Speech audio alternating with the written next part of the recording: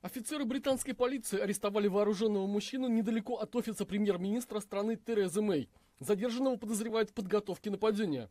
Об арестованном известно только то, что ему 27 лет, и при себе он имел несколько ножей.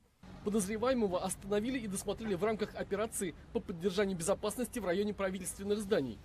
В процессе задержания никто не пострадал. Опасности для премьер-министра Мэй также не было. Глава кабинета сейчас находится на севере Англии в рамках кампании перед досрочными парламентскими выборами.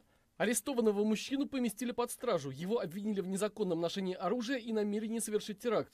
По данным неназванных источников в западных службах безопасности, задержанный ранее находился под наблюдением британской разведки Ми-5 из-за склонности к радикализации. Инцидент произошел всего чуть более месяца после нападения, случившегося в том же районе Лондона. Принявший ислам гражданин Великобритании устроил теракт около парламента. Он сбил насмерть 4 человек машины на Вестминстерском мосту, а потом смертельно ранил ножом полицейского. И именно из-за усиленных мер безопасности в этом районе после прошлой атаки удалось задержать нового подозреваемого.